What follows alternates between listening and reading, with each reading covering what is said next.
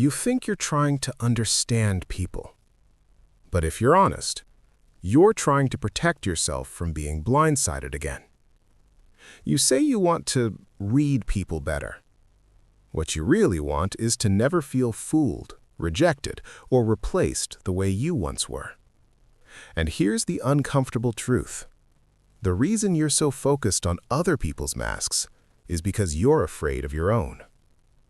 Stay with me, because by the end of this, the person you'll see most clearly isn't them. It's you. You meet someone new. They seem confident, smooth, in control. Part of you admires it. Another part of you doesn't trust it. So you scan. You watch how they treat the waiter. You notice the pause before they answer something personal. You replay their tone in your head later that night.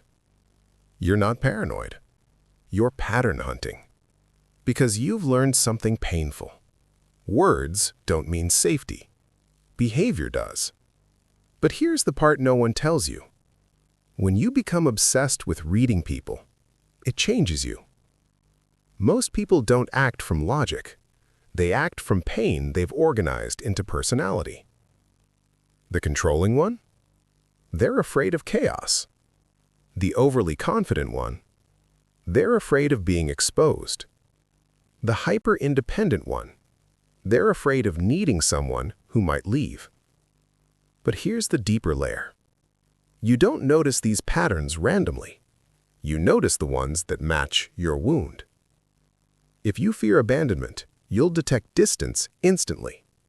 If you fear humiliation, you'll detect dominance instantly. If you fear being unseen, you'll detect indifference instantly. You don't read everyone equally. You read what threatens you. And that's the tension you felt at the beginning. Are you reading them, or are you scanning for danger?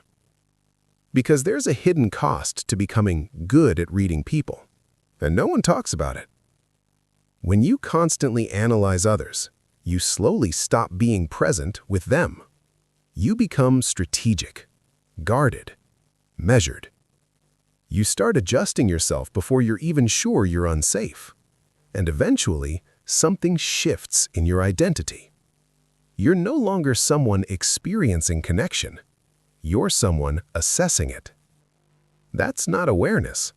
That's hypervigilance dressed up as wisdom. And hypervigilance feels powerful until you realize you can't relax. You can't fully trust. You can't fully be seen. Because if you're always studying the mask, you're terrified someone might study yours. Here's the contradiction. The more skilled you become at spotting emotional armor, the harder it becomes to take yours off. You think clarity will make you safe, but sometimes clarity becomes control, and control is just fear in a tailored suit. Let's go deeper. Why do you need to read people so precisely? Because at some point, you misread someone. You believed words, you ignored tension, you gave the benefit of the doubt, and it cost you. So now your nervous system says, never again. But here's the psychological shift. Reading people isn't about catching deception, it's about tolerating uncertainty. You don't actually need perfect insight into someone's soul. You need the ability to stay grounded even if they disappoint you. That's real power. Not decoding every micro-expression, but knowing, if this goes wrong, I'll still be okay.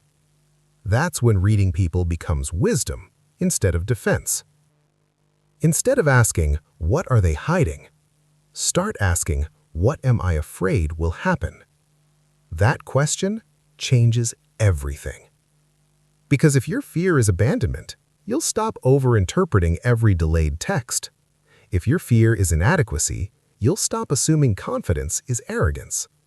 If your fear is being controlled, you'll stop mistaking leadership for threat. The moment you understand your own wound, other people's behavior becomes information, not danger. And information doesn't control you.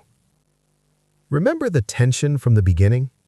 The need to never be fooled again? Here's the truth. You don't need to become impossible to deceive.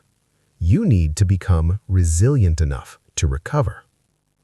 When you're no longer terrified of being hurt, you stop obsessing over masks.